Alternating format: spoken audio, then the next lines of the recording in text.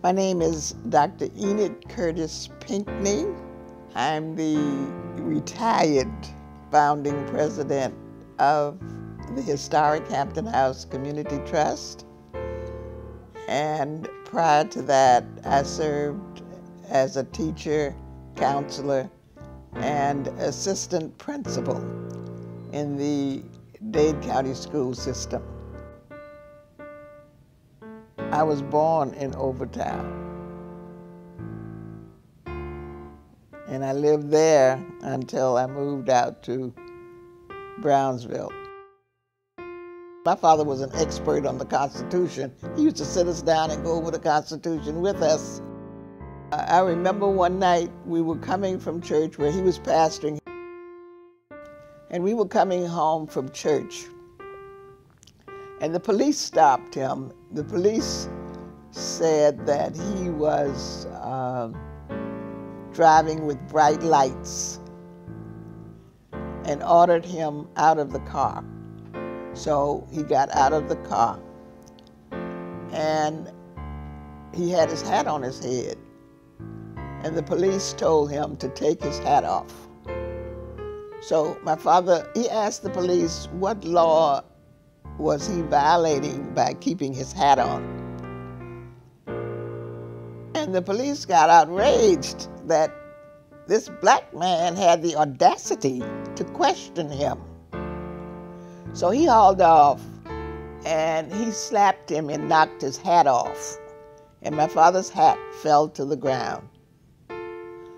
And I saw my father stoop down and pick up his hat and put his hat back on his head. And this incensed the police. So the police said that he was going to have to take him to jail because he was disrespectful. And so my father said, fine, you take me to jail because I can make one phone call about this incident. So then the police asked my mother, could she calm my father down? So my father told the police, don't speak to her. She's not involved in this. You deal with me. You slap me.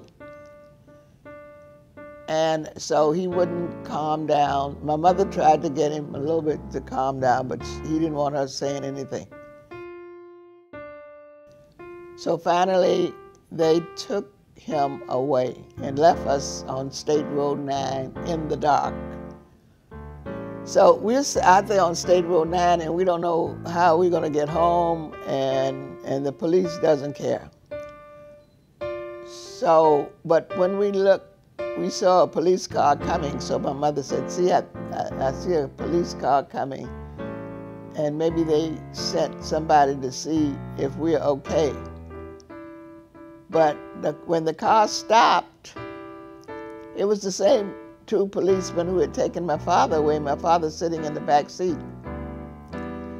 So the police asked my father if he stopped by an officer again, will he show the proper respect?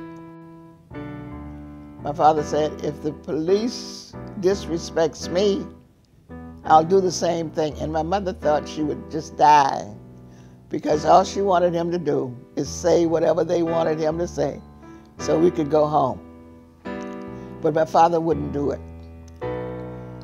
And so I think that watching all of that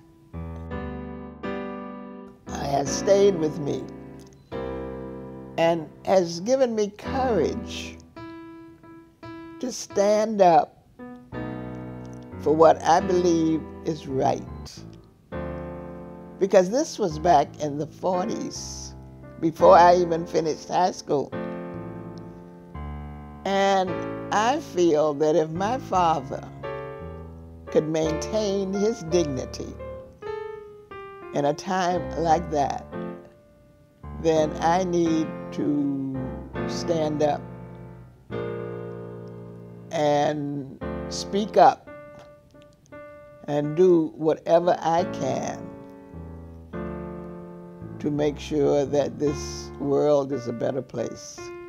I guess the people need the uprising that we see now behind the lynching of George Floyd. I think we need more participation of citizens in the community